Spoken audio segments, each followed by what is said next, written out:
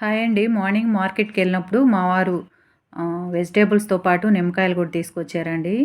ఫ్రెష్‌గా బాగున్నాయి కదా అని పచ్చడి పెడదాం అనుకున్నాను. నిమ్మకాయ పచ్చడి అంటే పెద్ద ప్రాసెస్ ఏమి ఉండదండి. ఈజీగానే పెడతాను. మీరు కూడా చూసేసేయండి. ఈ నిమ్మకాయలన్నీ శుభ్రంగా కడిగి పొడి క్లాత్‌తో తుడిచి ఒక అరగంట సేపు ఆరనివ్వాలి. తర్వాత ఇలా ముక్కలుగా కట్ చేసుకోవాలండి. పెద్ద కాయలైతే 8 ముక్కలు, చిన్న కాయలైతే 4 ముక్కలు కట్ చేసుకోండి మీడియం సైజులో. అలాగే వీటికున్న సీడ్స్ అన్నీ తీసేసేయండి. విత్తనాలుంటే చేదెక్కుతుంది పచ్చడి. వీడియోలో చూస్తుంటే బాగా పచ్చికాయలాగా అనిపిస్తున్నాయండి. కాదు, ఇవి విడిగా బాగా దోరకాయలండి. జ్యూస్ కూడా బాగుంది. ఇలాంటివే కావాలి.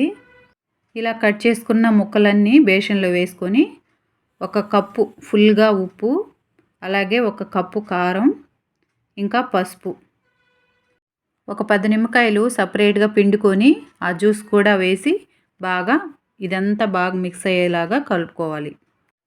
ఇలా జ్యూస్ కొంచెం సపరేట్గా పోయటం వల్ల ఉప్పు కారం బాగా కరిగి బాగా కలిసిపోయి బాగా పచ్చడి గుజ్జు గుజ్జుగా వస్తుందండి.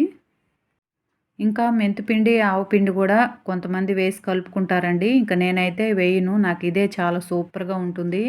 మజ్జిగన్నం పెరుగన్నంలోకి అయితే చాలా టేస్ట్గా ఉంటుంది. అండ్ ఈజీ ప్రాసెస్ కూడా. మీరు కూడా ట్రై చేయండి.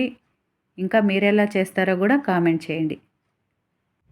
ఇదంతా బాగా కలుపుకొని ఇలా ఒక డబ్బాలో పెట్టి బాగా ఒక 5 డేస్ మూత పెట్టి ఉంచండి. ఈ పచ్చడికి కొలత వచ్చేసి 4 కప్పులు నిమ్మకాయ ముక్కలకి 1 కప్పు ఉప్పు, 1 కప్పు కారం, 1 స్పూన్ పసుపు వేసానండి. అది కరెక్ట్గా సరిపోతుందండి.